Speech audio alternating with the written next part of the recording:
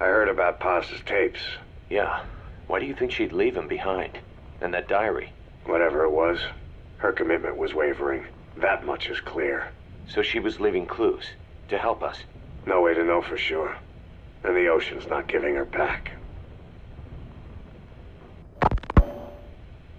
November 4th, 1974. At the outskirts of Barranquilla, Colombia. Contact with Big Boss successful. Zadornov posed as my professor, but Big Boss took one look and knew he was KGB. However, he does not seem to suspect me. To him, I am just a peace-loving student, and another victim of the CIA. We asked him to drive the CIA out of Costa Rica. To him, this means betraying his country. His forces are smaller than anticipated. They drift from place to place with nowhere to call home. That provided us an opportunity, so we seized it. Zadornov offered them a plant off the Costa Rican coast to use as a base. As expected, Miller jumped at the chance. Although initially reluctant, Big Boss came around when Zadornov played him the tape. All because the voice on it sounded like his mentor, the boss. Naked Snake, the man who once saved the world from the brink of nuclear war. Awarded the title of Big Boss for his service. He later became a mercenary, abandoning both his title and his country. To him, that honor was steeped in the blood of the boss, the mentor he was forced to eliminate. Exceptionally charismatic, he possesses unparalleled combat and intelligence-gathering abilities. His only discernible weakness is her. This operation hinges on how effectively we can exploit that. Kazuhiro Miller is Big Boss's lieutenant. Half Japanese, half American. He once served in Japan's self-defense force. Though he and Snake first met as enemies, they discovered a common bond and together built their private army, with Miller directing business and administrative affairs. He comes off as shallow, but his true intent is hard to read. I must be careful. All that is clear is his infatuation with Big Boss. With East and West fighting over its control, Central America is now the most contested region on Earth. CIA Central American Station Chief Coldman has developed Peace Walker, a fully AI-automated, fail-deadly nuclear launch system with which he aims to reignite the Cold War. Snake's new objective in Costa Rica is to prevent that.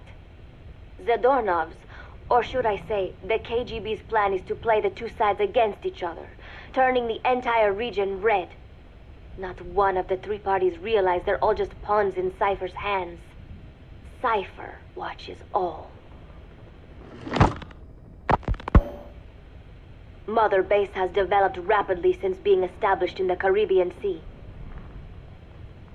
They recruit more personnel daily, and already their mercenary services are turning a profit.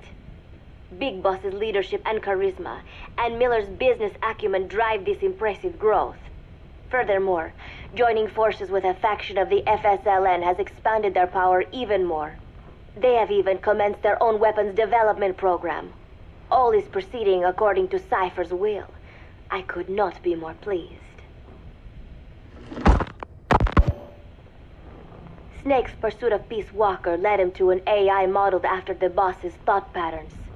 It was incomplete, but, somewhat ironically, making contact with Snake was the necessary finishing touch. Meanwhile, the scientist behind Peace Walker's locomotive control, Huey, defected to Snake's army. His presence has greatly accelerated weapons development at Mother Base.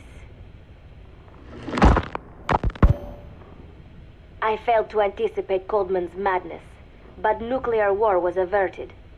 However, this was only after the boss AI on board Peace Walker sank itself to the bottom of the lake in what could be likened to suicide. The boss laid down her gun, choosing to sing for peace instead, and Snake, himself a gun, parted ways with her. In doing so, he reclaimed the title he once abandoned. He is Big Boss. Zadornov has been detained.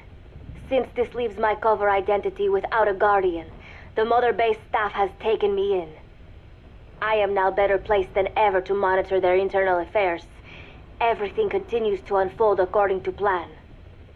The developer of the boss AI, Dr. Strangelove, has also come to Mother Base. With her and Huey's expertise, they can now develop a weapon capable of matching Peace Walker.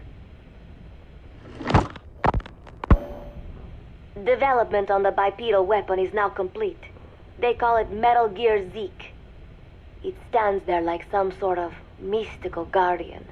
The soldiers gaze on it with pride and reverence. Big Boss has elected to arm it with a nuclear weapon. As an army without a nation, they seem to feel the need for a deterrent against whatever the world might pit against them.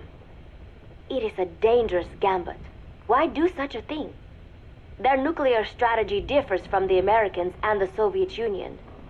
The superpowers deter attack by revealing their nuclear arsenals to one another. Snake and his men know that if they were to go public with this, the whole world would unite against them. Business would dry up overnight. So they do not plan on revealing the nuke until necessary. This ace-in-the-hole approach is their idea of a nuclear strategy. Wielding a deterrent, all the while unable to reveal its existence. I wonder if Snake sees how vulnerable this makes them. Yes. Hijack Zeke?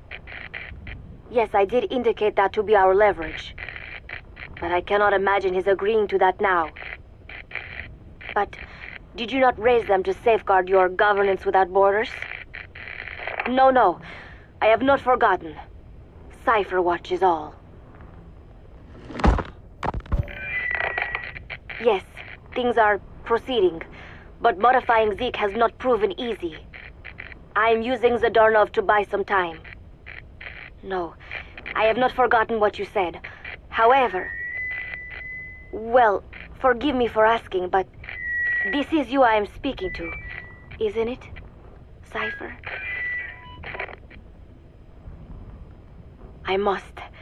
I will fight Big Boss. The world must be ruled by a single will. To defy Cipher is a fate worse than death.